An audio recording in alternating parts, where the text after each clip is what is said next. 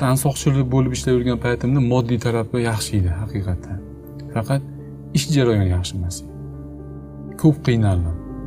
Ruhiy bir tushkunlik bor edi-da, ketsam rizq masalasida. Ketsam nima bo'ladi? Qayerdan bo'ladi? Qanaqa bo'ladi? Bola-chaqam bor. Shu narsa meni qiynaydi. Keyin kitob o'qish jarayonida rizq Robbimiz azza va jalla berishini tushunib yetdim. Hazrat rahimahulloh u paytlarda hayot edilar. Ramazon oylarida kelib tushuntirardilar, masjid yurib, orqalaridan yurib shu narsani tushunib yetdim. Robbimiz azza va jallaga tavakkal qildim. Uni roziligi uchun o'sha ishimni tashladim. Allohga hamd bo'lsin.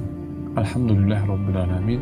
Yaqinda o'zim bordim, o'sha ayolni ko'rgan, qo'riqlab yurgan ayolni ko'rganim bordim. Endi baribir nonini yeganman 14 yil. Kichkina bolacha edim borganimda. Hozir 40 dan oshib ketdim, bir ko'rganim bordim. Hayotim o'zgargan edi derdim, ko'rdingmi deb. Aytdiki, senga yaxshi tuyulgan narsa orqasida balkim senga yoqmaydigan narsa bordi. Senga yoqmaydigan narsa orqasida senga balkim yaxshilik bordir degan ma'noda gapirgan. Mana dedi. Tavakkal qilding, diningni mahkam ushlading, Alloh niyatingga yetqizsin. Qo'rqish kerak emas ekan. Lekin bu degani dinni ushladi, harom narsani tashlashmi boy bo'lib ketadi degani emas. Yo'q. Bu narsa uchun tashlash kerak emas harom narsani, boy bo'lib ketish uchun. Allohning roziligi uchun tashlasa, albatta Robbimiz azza va jalla uni xor qilmaydi.